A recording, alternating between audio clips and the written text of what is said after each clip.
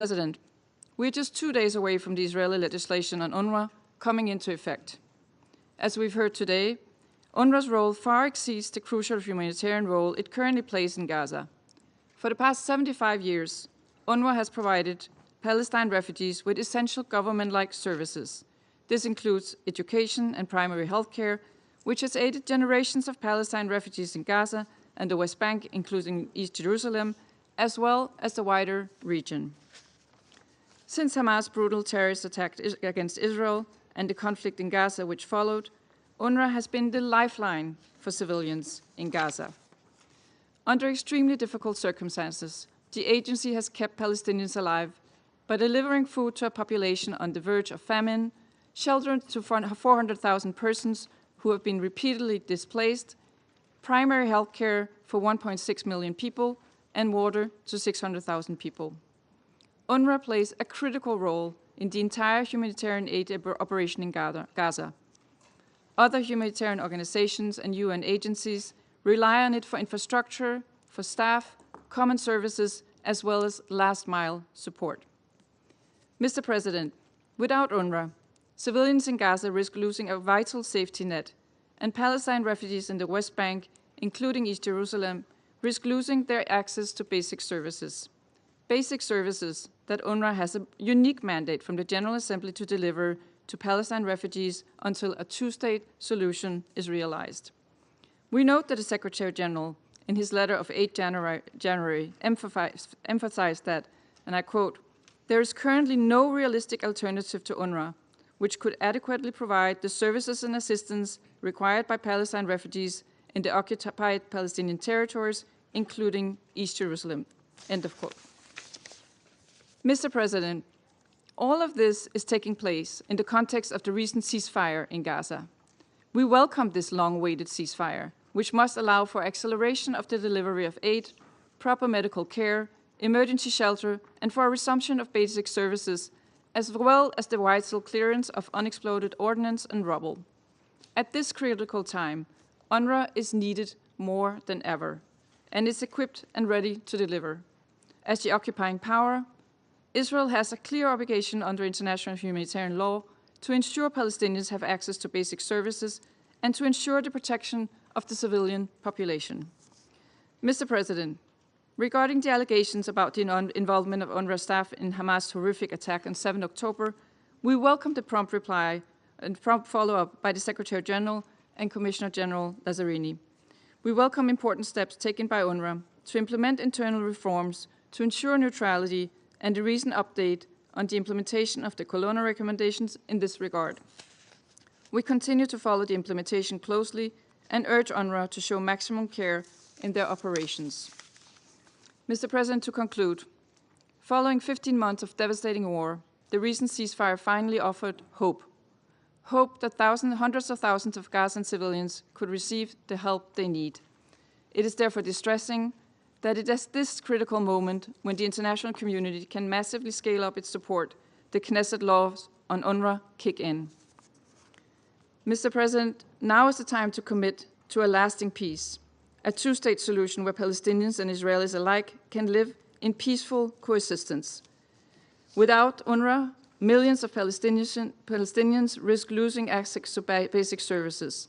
Without UNRWA, the situation in the region may further destabilize, jeopardizing all the prospect for a two-state solution. I thank you. The representative of Denmark for the statement, and now I give the floor to the representative of Pakistan. Thank you. Thank you, Mr. President. Mr. President, Pakistan thanks Algeria for convening this timely meeting to address the difficult situation that UNRWA is facing. We also thank Commissioner General Philip Lazzarini, as well as Secretary General John Eglin, for their comprehensive and sobering briefings. These briefings have highlighted the urgent need for international action to provide humanitarian assistance to and to safeguard UNRWA's humanitarian mission in the occupied Palestinian territories, particularly in Gaza. We would like to thank all humanitarian agencies who are working in Gaza to address the catastrophe that the Palestinian people are facing. In particular, UNRWA's role is critical. After witnessing 15 months of unimaginable death and destruction in Gaza perpetrated by Israel, the ceasefire agreement between Hamas and Israel, announced on 15 January 2025, offers a glimmer of hope. Pakistan has welcomed the agreement and deeply appreciates the mediatory efforts made by Egypt, Qatar, and the United States. We hope that all stages of the ceasefire agreement will be fully implemented and that the ceasefire will become permanent, including the full withdrawal of Israeli forces from Gaza and full, rapid, and unhindered humanitarian assistance to the suffering and displaced population of Gaza. We have, of course, noted the threats which have been held out from Israel about the possibility of resuming attacks. We are also concerned that action has so far not been taken by the Security Council to halt Israel's and the settler violence against Palestinians in the West Bank. Mr. President, while we seek to preserve peace in Gaza and the West Bank, we should help the Palestinians develop a comprehensive plan for the provision of adequate humanitarian assistance, as well as for the reconstruction of Gaza, as envisaged in Security Council Resolution 2735, and mobilize adequate international resources for their implementation. Mr. President, for the implementation of the ceasefire, the provision of adequate humanitarian assistance, and for reconstruction of Gaza, the role of UNRWA remains critical. For over 7 decades, UNRWA has been a beacon of hope for millions of Palestinian refugees across the region. Allowing UNRWA to be dismantled will undermine the ceasefire agreement and derail any chance for Gaza's recovery and political transition. With its extensive network of schools, healthcare facilities, and humanitarian services, UNRWA remains unmatched and indispensable in its capacity to provide life-saving assistance, the resumption of education for hundreds and thousands of children, and the continued provision of healthcare to millions. It would also be critical for the reconstruction of Gaza. Mr. President, UNRWA and its heroic personnel have continued to operate within the occupied Palestinian territory, especially Gaza, in the face of directed attacks against them, in which 370 of their personnel have perished. The viability and survival of UNRWA is being threatened today by the implementation, I'm told within the next 48 hours, of the Israeli legislation adopted by the Knesset on 28 October 2024. This legislation banning UNRWA's activities violates the UN Charter, international law, and the advisory opinion of the International Court of Justice of 19 July 2024. Israel has no right, as the occupying power, to close down any UN facility, in particular UNRWA's office in East Jerusalem, or any other UN international facility established in the occupied Palestinian territories under a mandate of the United Nations.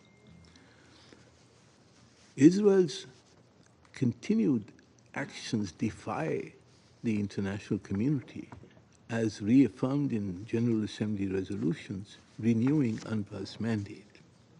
Israel's allegations against UNRWA have not been established. This should be clear. the Colonna report does not establish these allegations. But whatever doubts may be there should be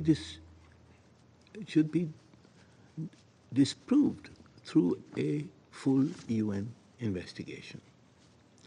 By targeting UNRWA, Israel seeks not only to dismantle the structures that are critical to provide humanitarian assistance to the Palestinian people, but also to erode the identity of the Palestinian people and the rights that they possess, and to undermine the aspirations for justice and peace.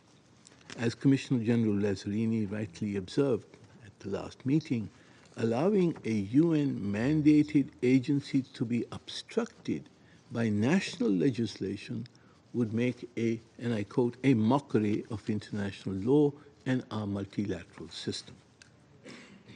The UN Secretary General, in his letter of 9 December 2024, emphasized that as a UN member state, Israel is obligated under Article 2.5 of the Charter to assist UNRWA in its work. The General Assembly's resolution 79/232 of 19 December further underscores this obligation and condemns Israeli measures that obstruct the UN and UNRWA operations. Mr. President, Pakistan expresses its deep concern over these actions and stands in resolute solidarity with the Palestinian people. We reaffirm our unwavering support to UNRWA's mission, rooted in GA Resolution 302 of 1949, which mandates the agency to carry out direct relief work for Palestinians pending a just solution to their plight in accordance with UN General Assembly Resolution 194. Finally, Mr. President, we must advance an inclusive political process to achieve the two-state solution. This remains the most promising, equitable, and feasible framework for durable peace between Israel and the Palestinians and the Arabs and the Muslim world. Pakistan will work to this end as a member of the Global Alliance for Implementation of the Two-State Solution. We must resist steps that are designed to extinguish the Palestinians' right to self-determination and statehood. We should instead take steps to make the two-state solution inevitable, including by global recognition of the State of Palestine and its early admission as a full member of the United Nations.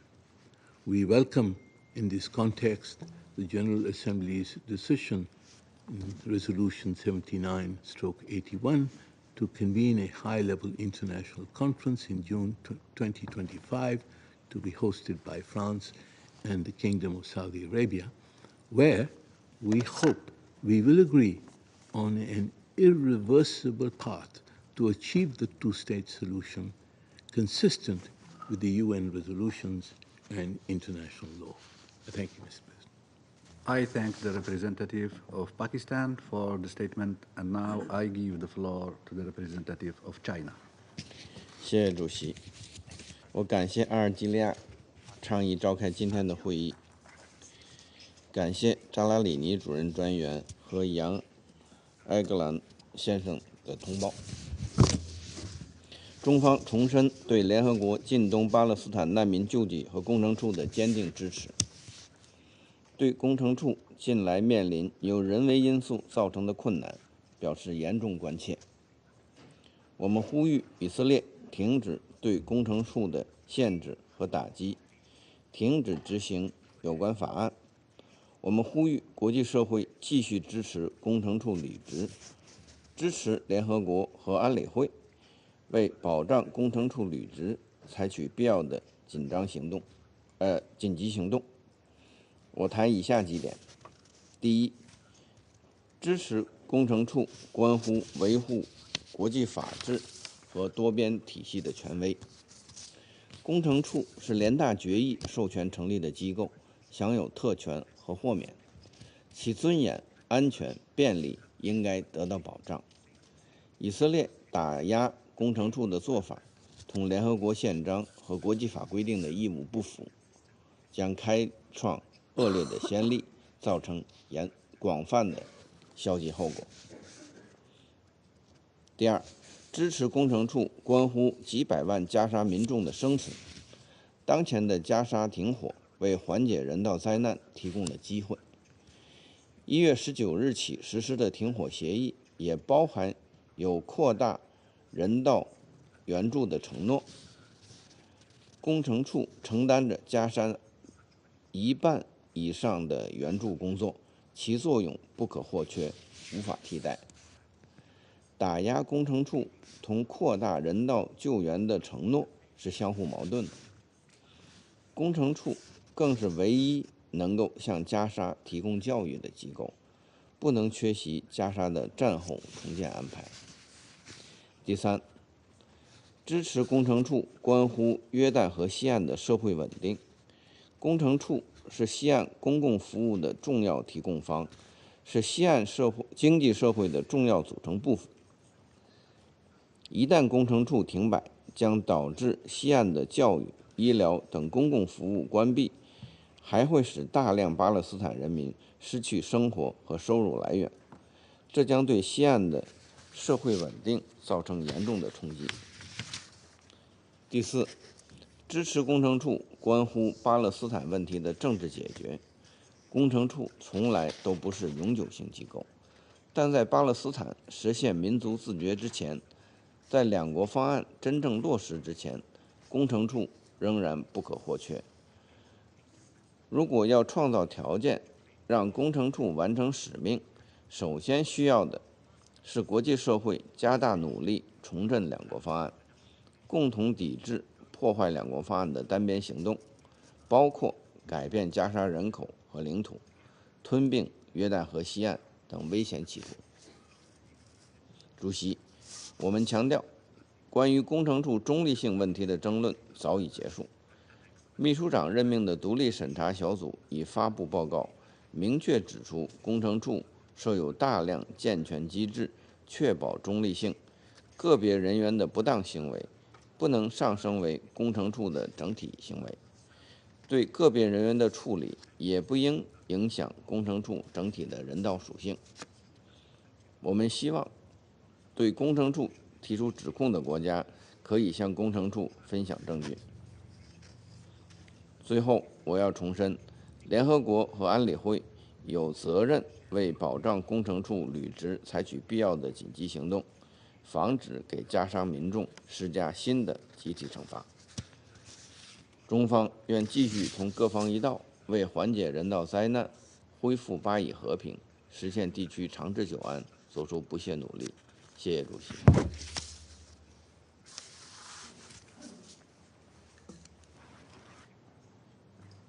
I thank the representative of China for the statement. Ahora doy la palabra al representante de Panamá. Muchas gracias, señor presidente.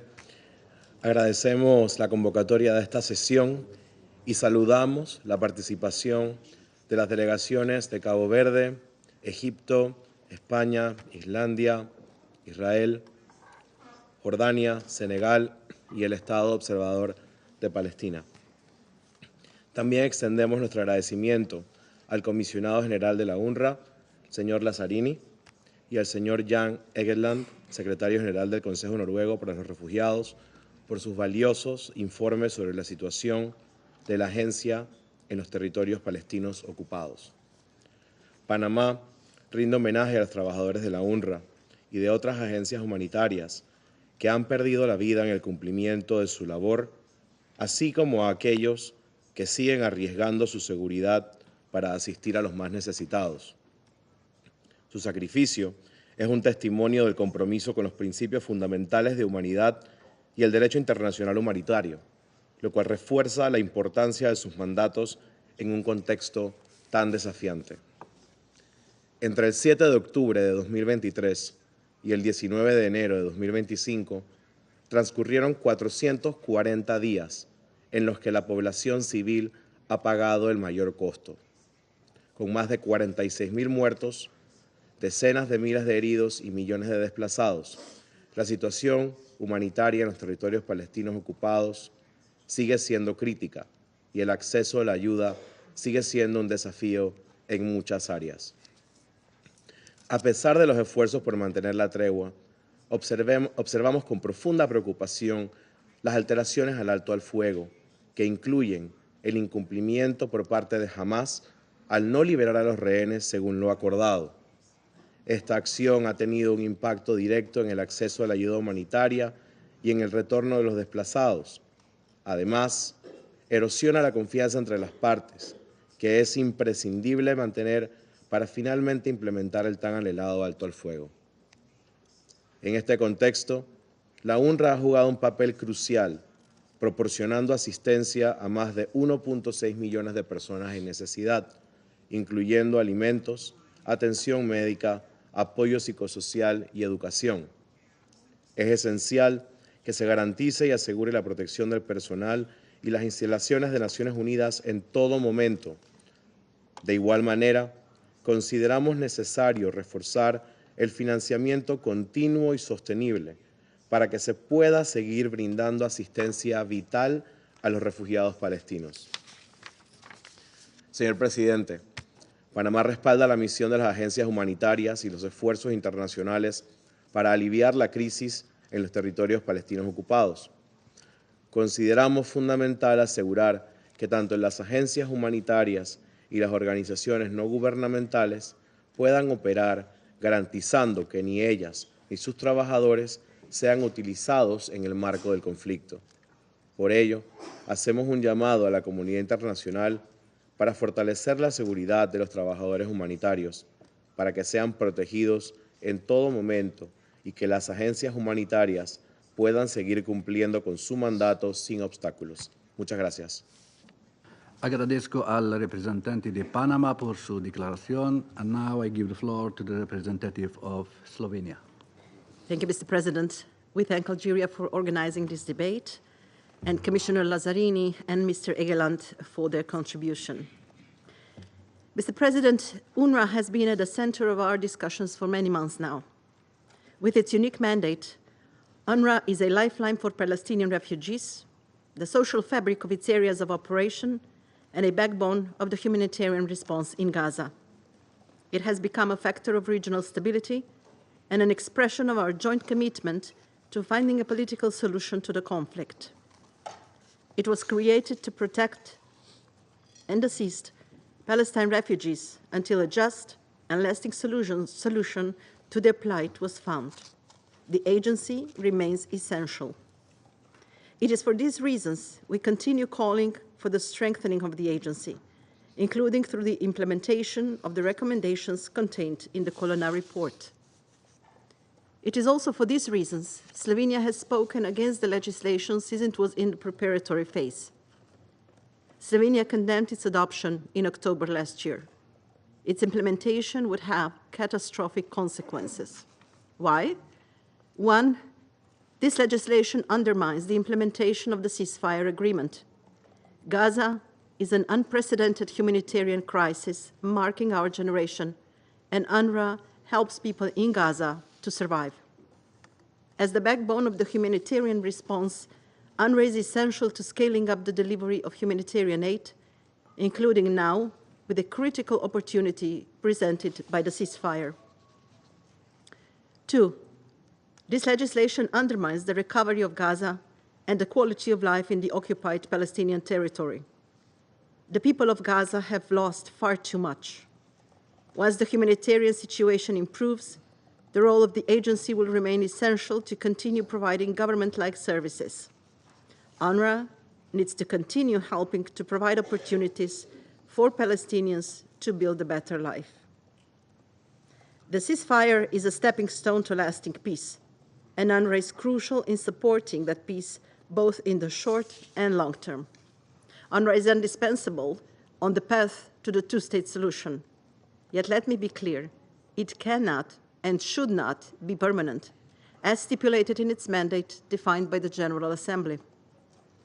Once a political solution is achieved, its services will eventually need to be transferred to the Palestinian government. 3, this legislation offers no alternative. There is no alternative to the agency, nor in the spirit and not in practice. In relation to opposing claims, it is necessary to underline that Israel has not demonstrated that there could be an alternative, clearly showing no intention of doing so. We continue underlining Israel's obligations under international humanitarian and international human rights law. The Secretary General's letter of 9 December is clear. In the event that UNRWA is compelled to cease its activities in the OPT, Israel would be left to ensure that the range of services and assistance which UNRWA has been providing are provided. Regrettably, we have not heard any such assurances from the Israeli government. 4, this legislation would undermine the United Nations and the support of member states to Palestinian refugees. We underline our concern over any attempt to dismantle a UN agency and the impact of this action on the work of the United Nations in the field as a whole. UNRWA is an agency which is mandated by the decision of the UN General Assembly, supported by over 150 countries. More than 150 countries who want to help Palestinian refugees and not attack any particular country. However, this will of the international community should not be undermined or disregarded by the occupying power. Yet this legislation inevitably shrinks operational space for humanitarian action. 5, this legislation can affect regional stability. Throughout the decades of its work, UNRWA has provided unmatched scale of services, experiences, and access, enjoying the trust of the beneficiaries who access its tailored assistance. This is true for Gaza and the West Bank, including East Jerusalem, as it is the case for the other 3 areas of its operation. After a spiral of violence and escalations, we need to do everything to stabilize this part of the world, not further jeopardize it. Further entrenching the suffering of the Palestinians will not bring us any closer to peace. Mr. President, Slovenia looks forward to the day when UNRWA's services are no longer needed. A time when Palestinians live in their own state and both Israelis and Palestinians can coexist peacefully and securely next to one another. However, until that day arrives, the challenges remain urgent and UNRWA's work essential. We once again call on the Israeli government to refrain from implementing the legislation as it risks undermining both the progress made and the future we still hope to build. I thank you, Mr. President. I thank the representative of Slovenia for the statement, and I now give the floor to the representative of Somalia. Thank you, Mr. President. Somalia extends its gratitude to the Algerian delegation for convening this vital session today. We also want to welcome Commissioner General Mr. Filippi Lazzarini and Secretary General Mr. Jan Egeland, and thank them for their illuminating and critical situation facing the Palestinian people. For over 7 decades, United Nations Relief and Works Agency for Palestine refugees in the Near East, UNRWA, has been an indispensable lifeline for millions of Palestinian refugees, providing essential services in education, healthcare, and social support. Yet, today, its very existence is under direct threat from recent legislative measures passed by the Knesset of Israel. These measures aim to restrict UNRWA's operations and undermine its ability to deliver vital services. This cannot be seen as anything other than a deliberate attempt to exacerbate the suffering of an already vulnerable populations. Actions in targeting UNRWA ability to function represent an assault on the basic rights of millions of refugees who depend on these services for their survival. UNRWA currently supports more than 5.9 million Palestinian refugees across the region. Its education program alone provides critical schooling to over 540,000 children, fostering not only education, but also hope and stability in communities that have seen little or either. In healthcare services, encompassing primary and emergency care are vital to the health and well-being of millions of Palestinians. Any disruption to these services does not just deepen human suffering, it systematically dismantles the infrastructure that enables these communities to survive. Mr. President, such actions are not only morally indispensable or indefensible, but also a blatant violation of international law. These actions directly contravene Israel's obligation as an occupying power under the Fourth Geneva Convention to ensure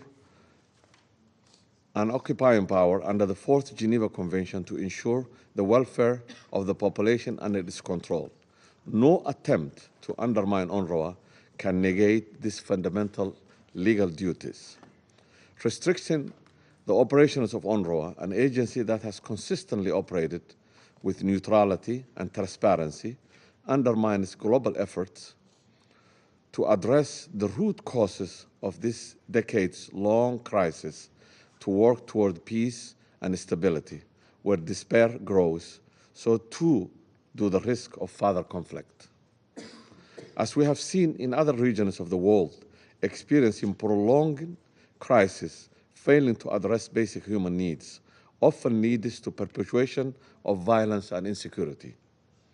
We must recognize that the challenges facing Palestinian refugees are not isolated. They resonate across the world, where similar challenges of displacement, access to basic services, and conflict-induced vulnerabilities are all too familiar.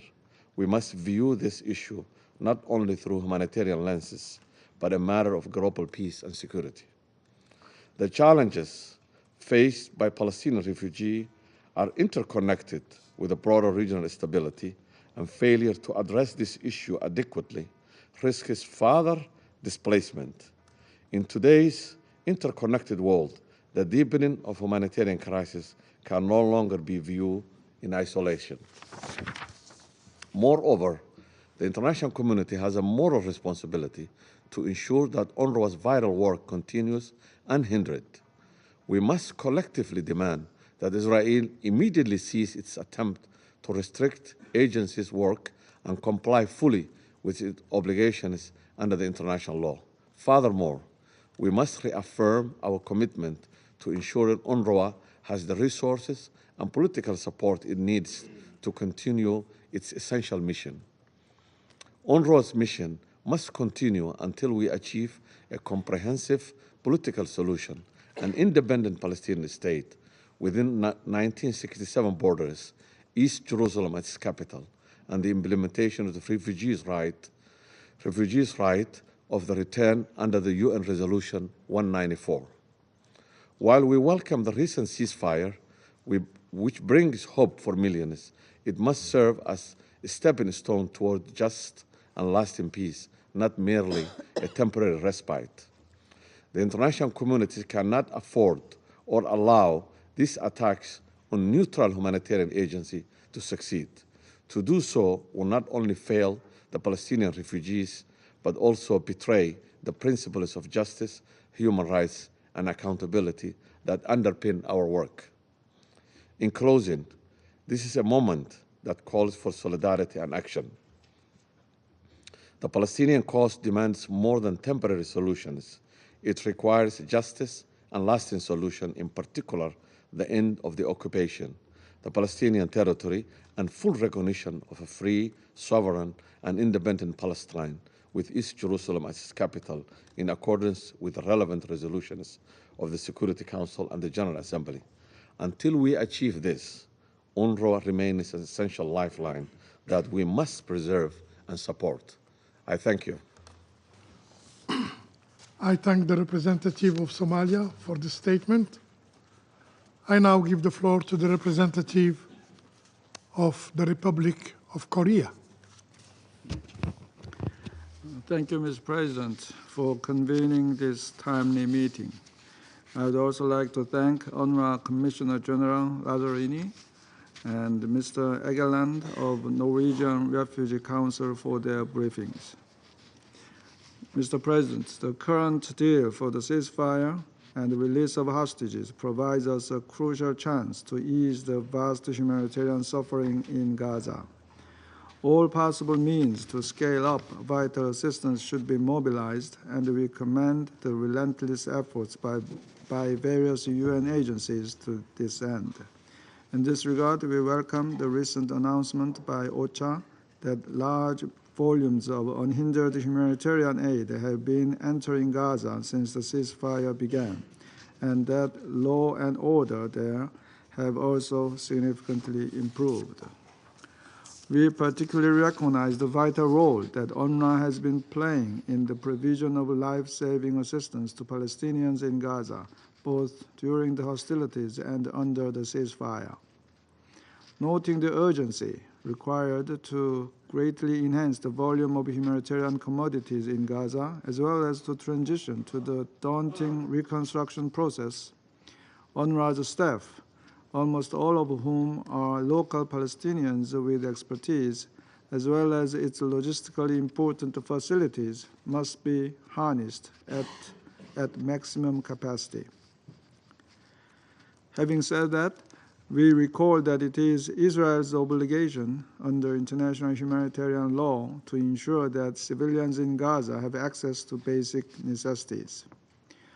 UNRWA, which has delivered 60% of the food entering Gaza since the ceasefire commenced, has been consistent in its commitment to work tirelessly in food and other aid distribution throughout Gaza, despite having 272 staff members killed since October 7, the heinous terrorist attack by Hamas. Mr. President, we recognize the crucial role of UNRWA in providing basic services, including healthcare and education, to generations of Palestinian refugees in need, not only in Gaza and the West Bank, but also in Lebanon, Syria, and Jordan, until the realization of a just and lasting solution to the Palestinian question.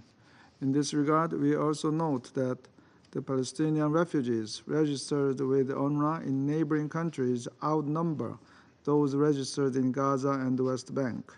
Any allegation in one region of operation should not impede the vital services provided by UNRWA in other regions. Mr. President, we encourage UNRWA to fully implement measures to uphold the principle of neutrality, as reflected in its high-level action plan to implement the Colonna Report's recommendations. We also note that the UN has expressed many times its will to keep investigating the serious allegations with regard to its personnel, should adequate information be shared regarding possible connections with Hamas. Mr. President, UNRWA now faces existential challenges in the occupied Palestinian territory, as the implementation of Israeli legislation is imminent, with a wide range of uncertainty on its exact modalities and impacts. We believe that Israel will remain committed to and fulfill its legal obligations, including those under the Convention on the Privileges and Immunities of the UN, as expressed in its representative's letter in December, which is interrelated with the fate of UNRWA headquarters in East Jerusalem. We also note the Secretary General's letter saying Israel has an obligation under Article 2 of the Charter to give the UN every assistance in any action it takes. We hope that Israel will guarantee the necessary conditions for UN staff to continue their work, which include administrative measures such as the issuance of proper visas for international staff. Mr. President, the Republic of Korea has maintained its steadfast support for UNRWA, as well as all other humanitarian agencies of the United Nations, and we will continue to provide both political, and financial support to ensure the basic services and humanitarian assistance provided by the UN to Palestinians in need. I thank you, Mr. President. I thank the representative of the Republic of Korea for the statement.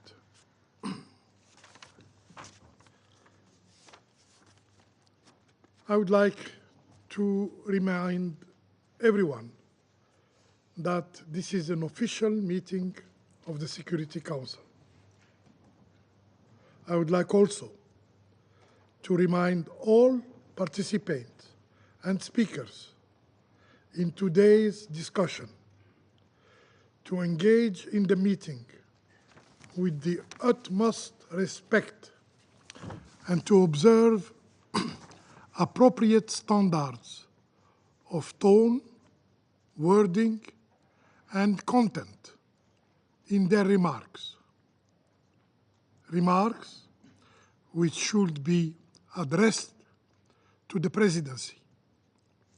I now give the floor to the permanent observer of the Observer State of Palestine. Mr. President, thank you for organizing this important meeting and thank Algeria in this regard. Allow me also to thank Commissioner General Lazzarini for his remarkable and continued service, and through him to express our deep appreciation to UNRWA staff who have shown great dedication and courage in trying to preserve life in Gaza at the peril of their own. Allow me further to thank Mr. Jan Egeland for his briefing and the NRC for their role, and through him, thank all humanitarian organizations who have tried to help the Palestinian people in impossible conditions and at great risk. UN staff and humanitarians deserve to be better protected, and we have a duty to hold accountable those who have shown such disregard for the most fundamental rules of our international law-based order, leaving international humanitarian law in tatters and immediate need of reinforcement. Mr. President, Israel has destroyed everything in Gaza. Everything. Except the sacred bond between a people and their land. Their roots run too deep. Their history covers millennia. The wounds of their Nakba have yet to heal. So by hundreds of thousands, they are going back to the north from which they were uprooted and expelled by the occupying power. Yesterday, in 2 hours, Mr. President, 200,000 Palestinians marched walking from the south to the north. Old men and women holding a tired cane, small children who have just recently learned to walk, families carrying whatever they can of what remains of who they are, men and women, exhausted, bereaved, sometimes injured, finding the energy to take one step after another to reverse this latest forcible displacement, survivors of a genocide fighting against ethnic cleansing. They know they are returning to find ruins, that their homes have been destroyed, their neighborhoods have been obliterated, their schools and hospitals have been bombed. They know that all the requirements of life have been deliberately targeted, and yet, still, they went back. That image tells you all you need to know about the Palestinian people. This is who we are. Their tragedy, their pain, and agony, all that they have endured, and the wish of Israel to humiliate them and to make them suffer, even as refugees returning to destroyed refugee camps, not to their villages and towns, but also this image shows their resilience, their steadfastness, their inability to surrender, and just how much they belong to this land, and this land belongs to them.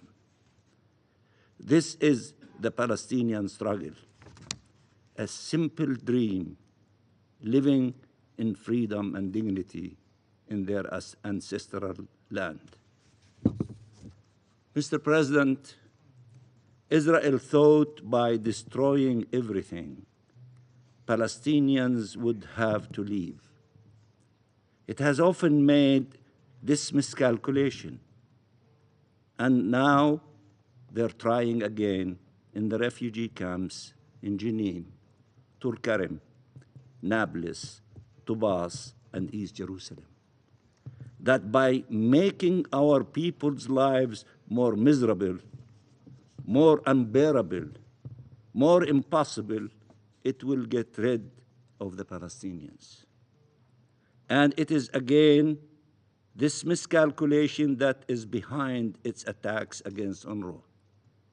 Israel has been attacking UNRWA long before October 7, and at that time it did not try to conceal its objectives. It wanted to end the refugee problem, to erase rights that cannot be erased, that are inalienable. The idea is simple. To get rid of the refugees, you just try and destroy the agencies serving them. If there is no education, no health, no assistance, they will surrender. They will leave. They will abandon the land and their dream of liberation and return. UNRWA makes the lives of our people better, but it is not the reason they have a right of return. And it is not what connects them to the land. And it is not their identity, nor their refusal to relinquish it. If you think that by destroying, displacing, impoverishing communities, you will have peace, you are terribly mistaken. UNRWA was created to alleviate the damage caused by Israel and this prolonged conflict to the lives and rights of Palestinian refugees. First, to offer emergency assistance, and then to offer human development, to restore hope in places of despair, to help people to rebuild their lives, to rebuild communities, to protect and support in times of crisis and upheaval, until a just solution to their plight as required by equity and justice as enshrined in UN resolutions, including Resolution 194. Mr. President, UNRWA's mandate stems from a decision of the international community as a whole, taken over 7 decades ago and renewed with overwhelming support ever since. This mandate, repeatedly renewed by the General Assembly and overwhelmingly reaffirmed as again on the 11th of December in Resolution ES-10/25, ends once the question of Palestine is resolved in all its aspects in accordance with international law and the relevant UN resolutions. If anything, this latest man-made humanitarian catastrophe and unprecedented crisis demonstrate the urgency to implement such a solution. Mr. President, we all refer to UNRWA as the backbone of the humanitarian response in Gaza, forgetting that this was not its core mandate, but rather its response to unforeseen tragic events.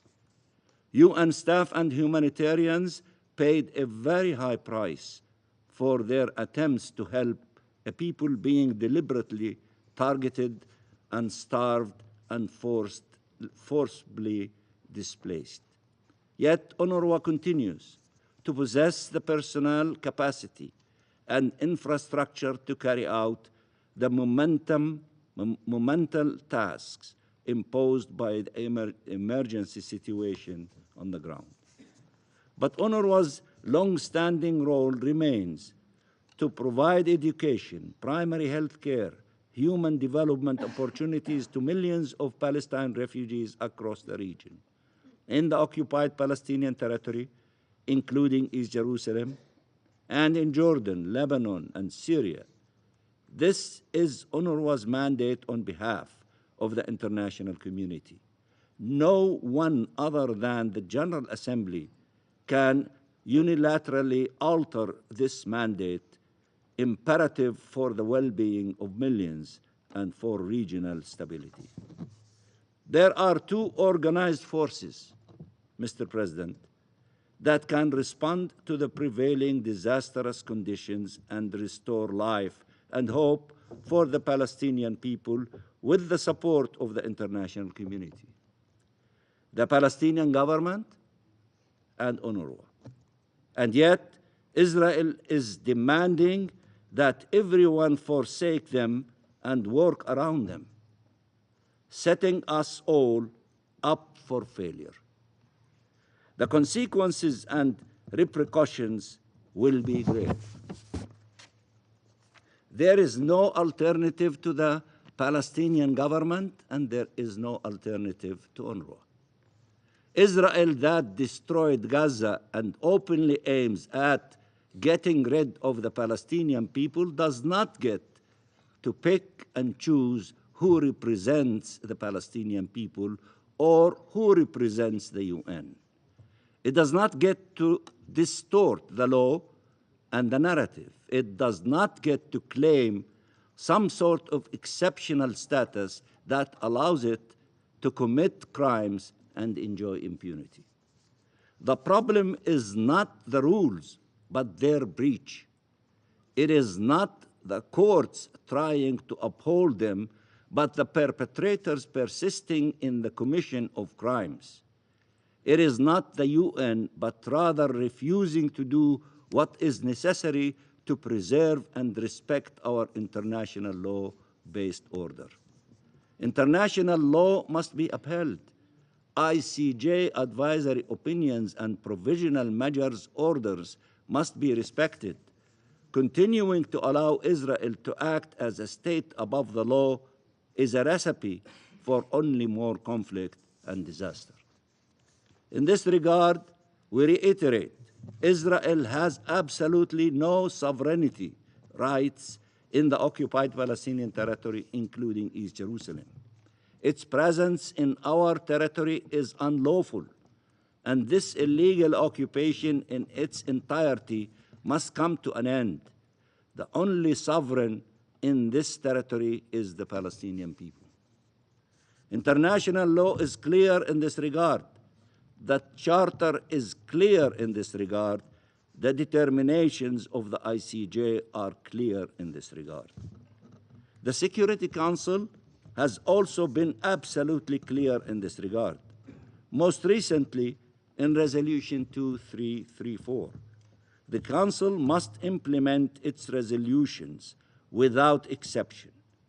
Claims that Israel has a sovereignty in occupied East Jerusalem and can act accordingly, including with regard to the status of UNRWA compound, a UN property covered by the 1946 Convention on Privileges and Immunities, contradicts these resolutions, which are binding upon all.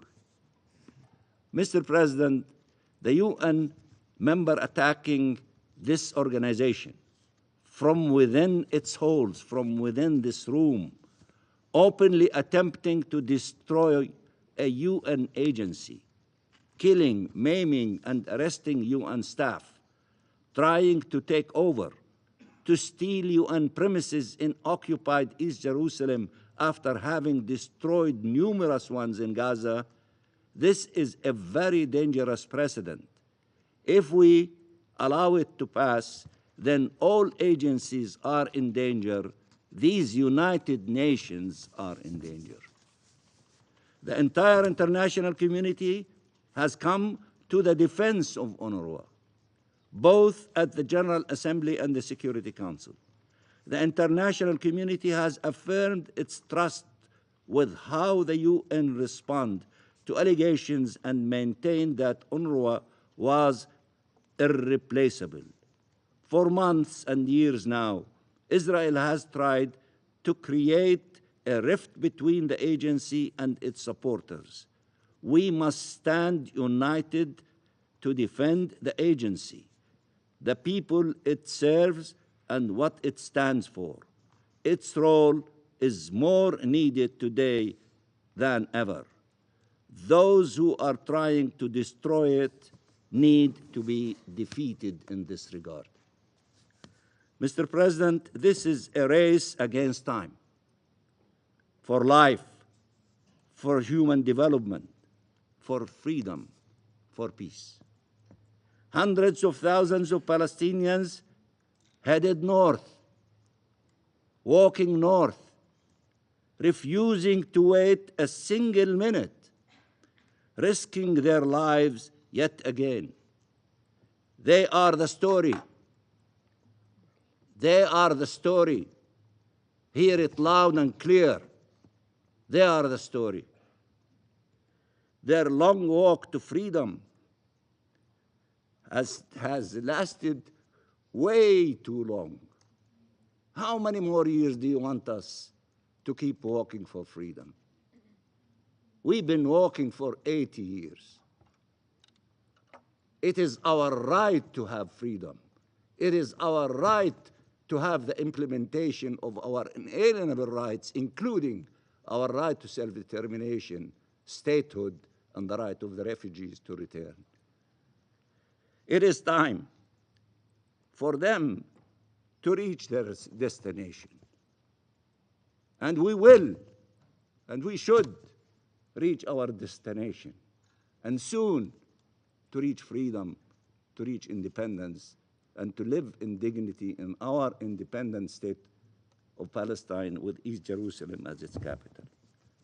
The words owes them that it is your obligation to deliver to us that since you got involved in our case from its inception, then it is your duty to complete this exercise by fulfilling our rights, the rights of the Palestinian people.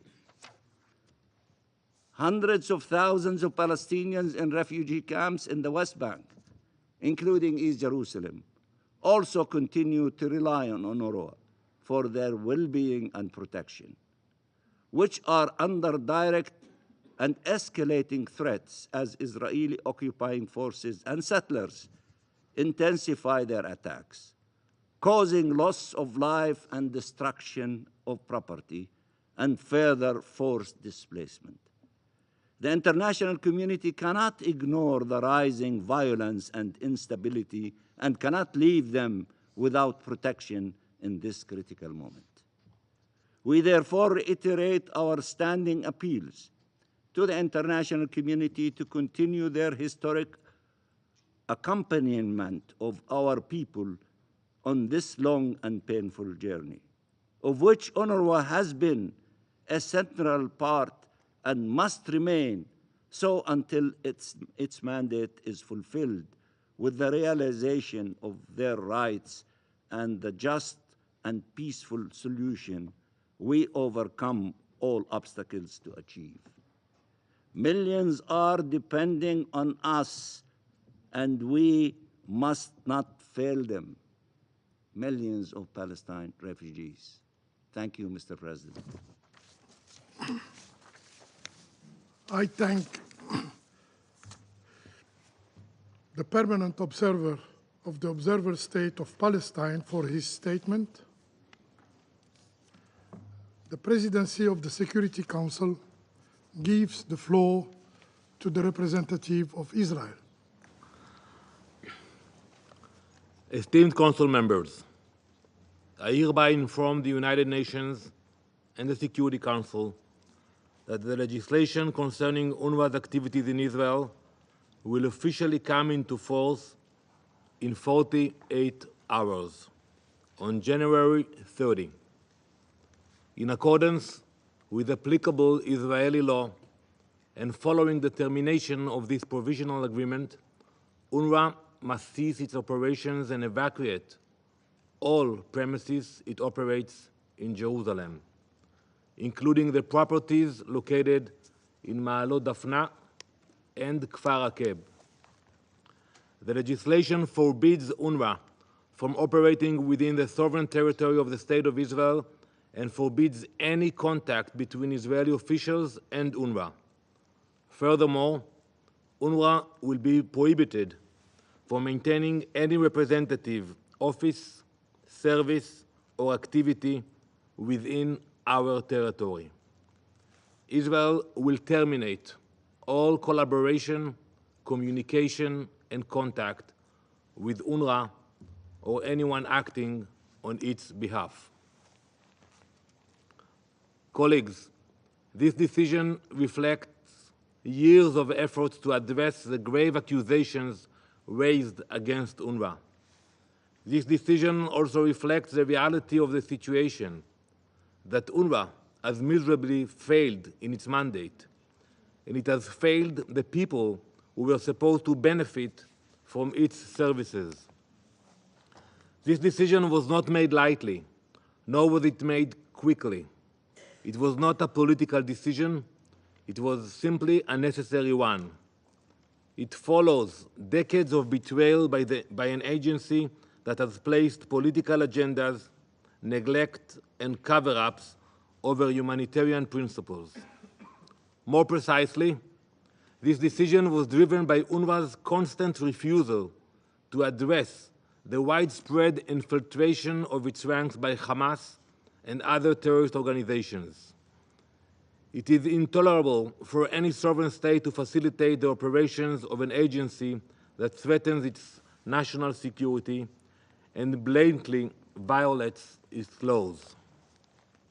Israel remains committed to its obligations under international law, and we reaffirm our readiness to cooperate with other UN agencies that are untainted by terror and committed to neutrality and accountability. Colleagues, it is time for you to accept, as we have, that UNRWA has failed.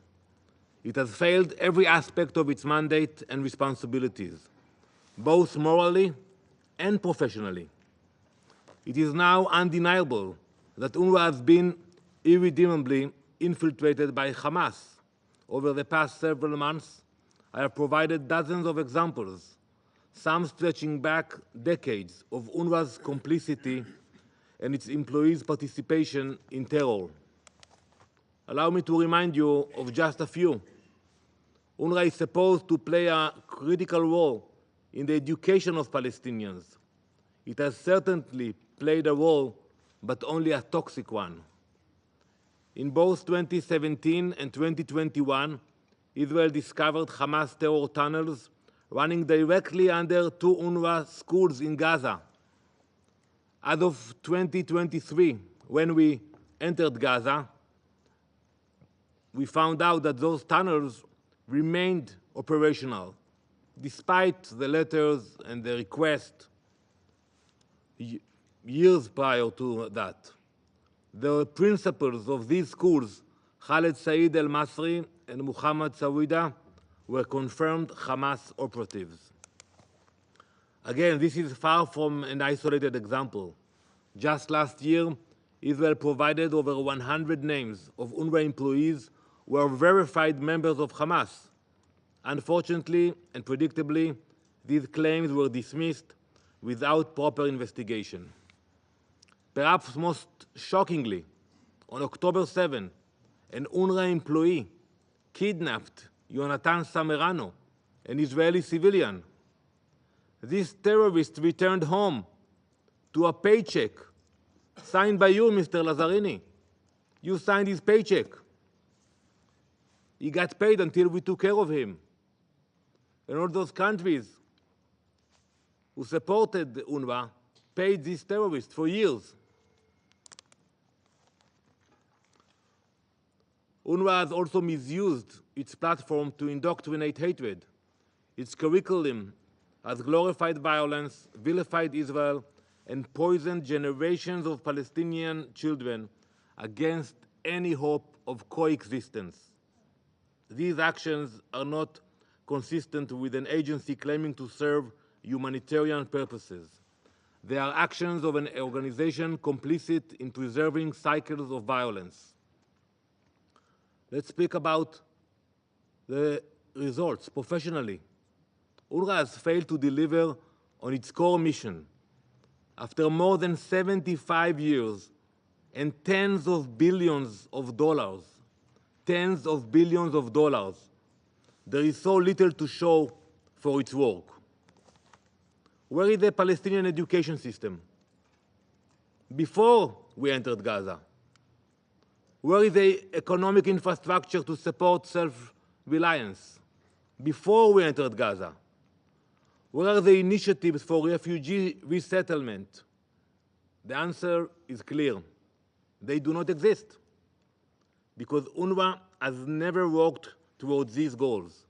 Instead, the agency has focused on its own survival, keeping Palestinians as forever refugees to justify its existence.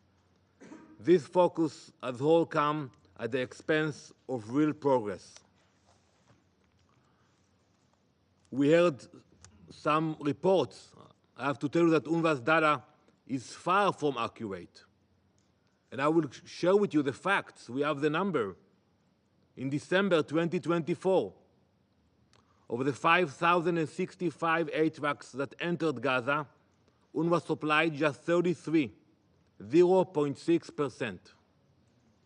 For food aid, the numbers are similarly insignificant. Of the 3,894 food trucks that entered in that same month, UNRWA provided just 29. That's 1%. Overall, UNRWA has provided just 10% of the aid over the course of the war. In critical sectors like fuel and logistics, UNRWA's role has been sidelined by the World Food Programme and UNRWA. These numbers expose the agency's irrelevance in addressing humanitarian needs. It is not a humanitarian lifeline. It is an administrative relic that has failed to adapt to the challenges it is supposed to solve or deliver meaningful results. Esteemed colleagues, we must acknowledge that UNRWA is a vehicle, not the destination. You are not here to serve UNRWA or the employees of UNRWA. Yet, this Council and the General Assembly have held countless sessions fixated on protecting this broken vehicle, losing sight of the real priority, the people it is meant to serve, the services, the education, the health clinics. It is time to abandon the illusion that propping up a corrupt and compromised agency achieves anything meaningful. Funds and efforts must no longer sustain an organization plagued by dysfunction and infiltrated by terror. The focus must shift to supporting other organizations that are untainted, accountable, and genuinely committed to productive development. Israel is more than ready and willing to work with agencies with proven track records of efficiency and accountability. Agencies have already begun to fill the void left by UNRWA's failures. and with increased support, they can do even more. The international community must make these efforts a priority rather than turning a blind eye to corruption and collaboration with terrorism. The defenders of UNRWA often argue that its termination would create a humanitarian crisis. This is a falsehood. UNRWA's contribution to aid is easily replaceable by capable organizations that are already operational in Gaza. Every dollar spent on UNRWA is a dollar diverted from real solutions. It is time to invest in hope, not in failure. Commissioner Lazzarini himself admitted less than a year ago that UNRWA's activities could be taken on by other agencies. In other words, that UNRWA is essentially replaceable. Colleagues, not only is UNRWA replaceable, but the time to replace it is now. Let me conclude with this. In 48 hours' time, as this legislation comes into effect, we will stand at a turning point. The closure of UNRWA's operations in Israel marks the beginning of a new chapter, one focused on dignity, security, and progress. It is a moment to move beyond the failures of the past and to forge a path toward a better future for all. The international community faces a choice: to continue funding an agency that sows hatred, or to promote a system that nurtures coexistence, to enable terror, or to stand with Israel in its pursuit to accountability and justice. Israel made this decision to protect its citizens and to end the exploitation of international humanitarian aid.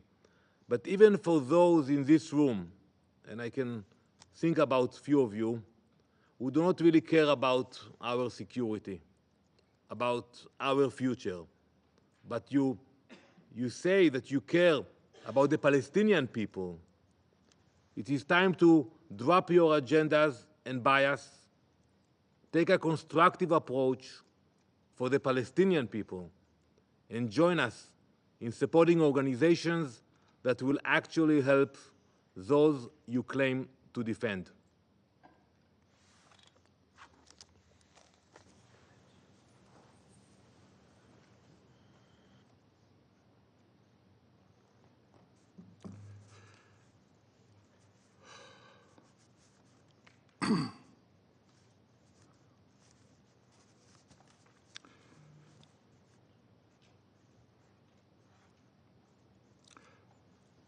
The Presidency of the Security Council thanks the representative of Israel for the statement.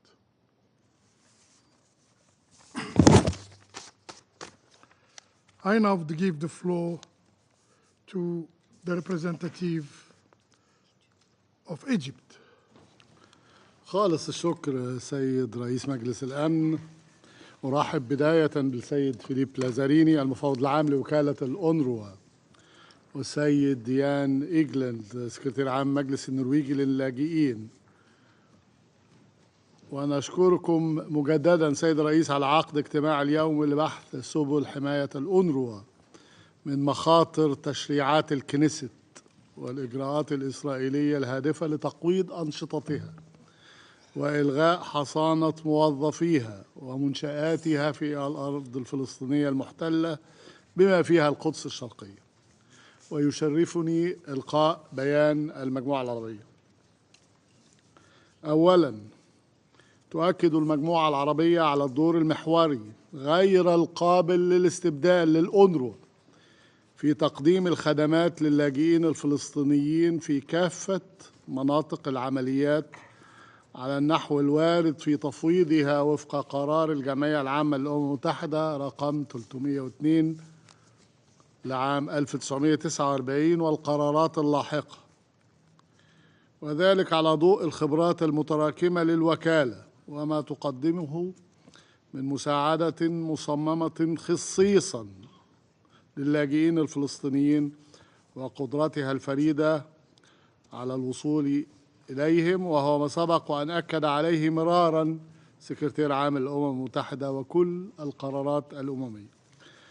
ثانيا، نشيد بالدور التاريخي للأونروا إبان العدوان الإسرائيلي الغاشم على قطاع غزة، ونشيد بتضحياتها التي كلفتها أكثر من 270 موظفاً. فالأونروا كانت شريان الحياة الأساسي والوحيد تقريباً لغزة، ولولا الأونروا لما أمكن إنقاذ سكان قطاع غزة. وفي هذا السياق نطالب بتنفيذ اتفاق وقف إطلاق النار بكافة مراحله ونفاذ المساعدات الإنسانية دون عوائق، وحماية كل موظفي الأونروا والعاملين في المجال الإنساني. ثالثاً، تدين المجموعة العربية الهجمة الإسرائيلية على الأونروا الهادفة لأمرين: الأول هو استهداف قضية اللاجئين الفلسطينيين وحقهم في العودة والتعويض وفق القرار 194 للجمعية العامة للأمم المتحدة ومحددات عملية السلام، والتي تمثلها جميعا الأونروا ككيان مؤسسي ووظيفة. والهدف الثاني هو وقف خدمات وكالة الأونروا، خاصة الخدمات التعليمية والصحية والإغاثية، لزيادة معاناة الشعب الفلسطيني وإفقاره وتضييق سبل العيش عليه كخطوة أولى لتهجيره. رابعاً، تشدد المجموعة العربية على أن تشريعات الكنيست وخطاب المندوب الدائم لإسرائيل المطالب بغلق مقرات الأونروا في القدس تعد مخالفة صريحة لالتزامات إسرائيل وفق ميثاق الأمم المتحدة وقراري الجمعية العامة للأمم المتحدة 181 و 273 بشأن خطة التقسيم وعضوية إسرائيل بالأمم المتحدة، وقرارات الجمعية العامة اللاحقة الخاصة بالأونروا واللاجئين الفلسطينيين، خاصة القرار 194 واتفاقية امتيازات وحصانات الأمم المتحدة لعام 1946، بل والقانون الدولي الإنساني أيضا. خامساً، تؤكد المجموعة العربية على ما سبق وأن ذكروا سكرتير عام الأمم المتحدة بأنه لا يجوز لإسرائيل التذرع بقوانينها الداخلية لتبرير عدم تنفيذ تلك الالتزامات، مع ضرورة تحمل إسرائيل كافة مسؤولياتها كقوة احتلال. وتطالب المجموعة العربية الأمم المتحدة والمجتمع الدولي بإلزام إسرائيل بكافة السبل السياسية والقانونية والقضائية بعدم إنفاذ تلك التشريعات كي تستمر الأونروا في العمل في الأرض الفلسطينية المحتلة بما فيها القدس الشرقية دون قيود. سادساً، تشير المجموعة العربية إلى أن دفع إسرائيل بعدم حياد وكالة الأونروا لا يمكن قبوله منطقياً أو قانونياً. فالأونروا وقبل 7 أكتوبر شاركت إسرائيل بيانات موظفيها دون اعتراض من الأخيرة، كما اتخذت وكالة الأونروا كافة الإجراءات للتحقيق في الادعاءات التي لم تثبت حتى الآن. ونشير إلى أن تقرير كولونا خلص إلى اتباع الأونروا فيما يتعلق بالحياد نهجاً أكثر تطوراً مقارنة بغيره من كيانات الأمم المتحدة. ونرحب في هذا السياق بتنفيذ الأونروا توصيات تقرير كولونا، ونطالب بتخصيص الموارد اللازمة لهذا التنفيذ مجدداً. سيد الرئيس، سادة أعضاء مجلس الأمن، لا يمكن لمزاعم إسرائيل أن تشكل أساساً لقرار فردي بمنع وكالة أممية من العمل بالمخالفة للقرارات الأممية. سابعاً، تطالب المجموعة العربية حال ما كنا نتحدث حقاً عن المساءلة بمساءلة إسرائيل عن قتلها المئات من موظفي وكالة الأونروا، ونحذر من سابقة قيام دولة عضو بالأمم المتحدة بالاعتداء على المنظمة الأممية وقتل موظفيها وتدمير مبانيها ومنعها من العمل. ستكون تلك بداية النهاية للأمم المتحدة والعمل متعدد الأطراف كما نعرفه جميعا.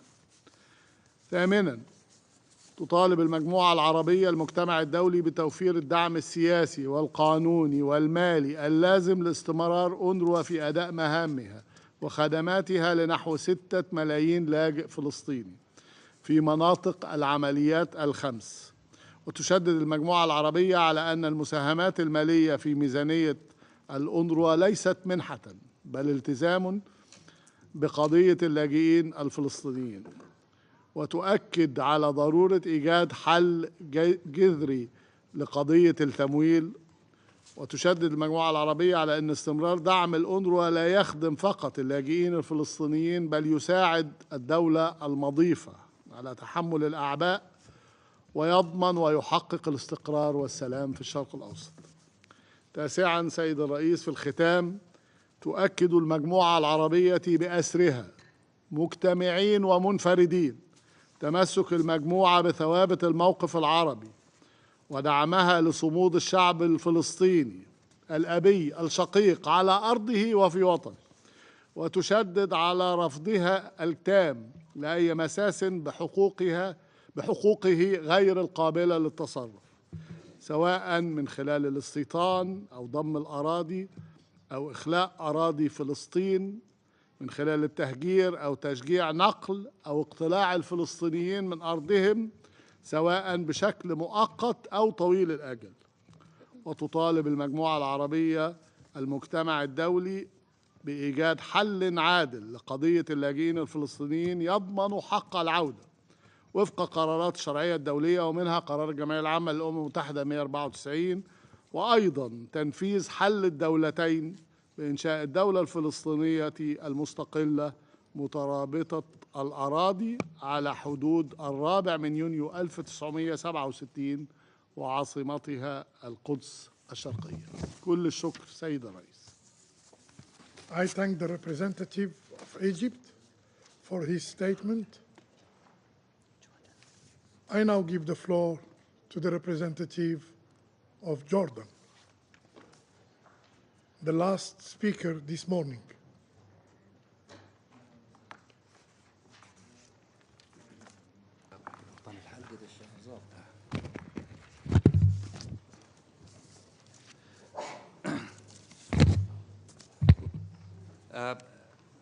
السيد الرئيس، بداية أعرب عن خالص التقدير والامتنان للجزائر الشقيقة على جهودها المميزة في الرئاسة خلال هذا الشهر الجاري وعلى تنظيمها لهذه الجلسة الهامة.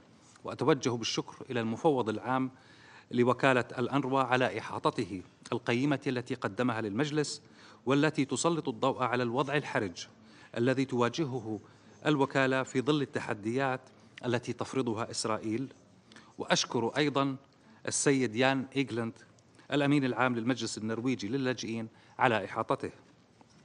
كما أعرب عن خالص التقدير والاحترام لطواقم الأنروا على جهودها الجبارة وتضحياتها العظيمة في أداء مهامها الإنسانية النبيلة في ظل الحرب الإسرائيلية على قطاع غزة. فمنذ بداية الحرب قبل أكثر من عام فقدت الأنروا 272 من كوادرها، وهو العدد الأكبر للضحايا من أي منظمة أممية في أي حرب شهدها التاريخ المعاصر، ما يعكس حجم التحديات التي تواجهها الوكالة في ظل هذه الانتهاكات الجسيمة. السيد الرئيس، أعضاء المجلس الموقرين، في الوقت الذي يعقد فيه المجلس اليوم جلسته هذه سيبدأ نفاذ التشريعات الإسرائيلية ضد الوكالة، والتي تهدف إلى حظر أنشطتها ورفع الحصانة عنها وعن موظفيها ومنشآتها في الأرض الفلسطينية المحتلة بما فيها القدس الشرقية. هذه التشريعات كما هي الإجراءات الأخرى التي اتخذتها وتتخذها إسرائيل لتقييد عمل الوكالة وقدرتها في تنفيذ ولايتها تمثل انتهاكات جسيمة لالتزامات إسرائيل كقوة قائمة بالاحتلال بموجب القانون الدولي الإنساني، ولحرمة الوكالة ومنشآتها وحرمة موظفيها وحصاناتهم وفقا لاتفاقية امتيازات وحصانات الأمم المتحدة لعام 1946، وبالتأكيد انتهاكا لقرارات مجلس الأمن ذات الصلة بما فيها القرار 478 للعام 1980، والذي اعتبر إجراءات إسرائيل في القدس الشرقية المحتلة لممارسة السيادة عليها وتغيير وضعها القانوني كأرض محتلة بأنها إجراءات باطلة ولاغية. ونشدد على حقوق اللاجئين الفلسطينيين في العودة والتعويض بموجب القرارات الأممية، ونؤكد أنه لا بديل عن الأنروا ولا غنى عنها في تقديم الخدمات الأساسية التي تمثل شريان حياة لما يقارب عن 6 ملايين لاجئ فلسطيني في الضفة الغربية والقدس المحتلة وقطاع غزة والأردن وسوريا ولبنان. ونؤكد على الضرورة الملحة لدعم مجلس الأمن والمجتمع الدولي للوكالة لتمكينها من تنفيذ ولايتها الأممية بشكل كامل، فالوكالة تبقى الجهة الوحيدة القادرة على الاطلاع بدورها الحيوي في تقديم الخدمات الأساسية التي لا غنى عنها للاجئين وفي مساندة أهالي غزة في مواجهة الكارثة الإنسانية المتفاقمة التي يواجهونها. وقد أكدت مختلف المنظمات الإنسانية ووكالات الأمم المتحدة مراراً على الدور الحيوي الذي تطلع به الوكالة، وأنه لا توجد أي جهة تمتلك القدرة أو الجاهزية لتقديم المساعدات المنقذة للحياة والخدمات الاجتماعية بالحجم والنطاق الذي تقدمه الأنروا. فشبكة الأنروا تتفوق بشكل كبير على جميع الوكالات الإنسانية الأخرى مجتمعة في الأرض الفلسطينية المحتلة، إذ تضم عدداً أكبر من المدارس والمرافق الطبية والمستودعات والمكاتب والكوادر. ويعد هذا الدور حاسماً ولا غنى عنه، خاصة في العمليات الإنسانية في غزة التي تشكل جزءاً محورياً من تنفيذ اتفاق وقف إطلاق النار.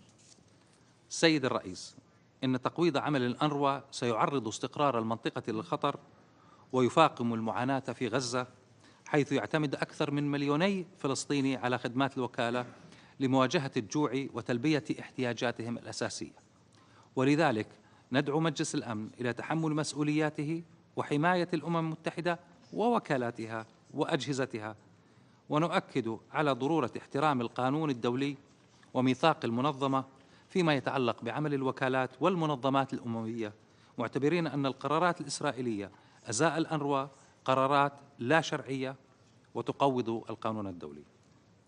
إن السماح لأي دولة بتقويض حرمة وحصانات الوكالات الأممية يمثل سابقة خطيرة، وستكون عواقبها وخيمة، حيث سيشجع ذلك على ارتكابات انتهاكات مستقبلية في مناطق نزاعات أخرى في العالم. لذا نطالب إسرائيل بوقف انتهاكاتها بحق الوكالة وعدم إعاقة المساعدات الإنسانية في غزة، كما نحث مجلس الأمن على اتخاذ إجراءات فورية وفعالة لوقف هذه الممارسات بحق الوكالة وضمان استمرارها في أداء عملها دون أي عوائق. إن الأنروا ليست مجرد وكالة إغاثة، بل ضمانة أساسية للسلم والاستقرار في المنطقة ولتحقيق حل سلمي للنزاع يضمن إقامة الدولة الفلسطينية المستقلة وعاصمتها القدس الشرقية على أساس خطوط 4 حزيران لعام 1967، ويوفر الأمن والاستقرار لإسرائيل. شكرا سيد الرئيس. I thank the representative of Jordan for the statement. Dear colleagues, there are still a number of speakers remaining on my list for this meeting. I intend, with the concurrence of members of the Council, to suspend the meeting until this afternoon at 3 p.m.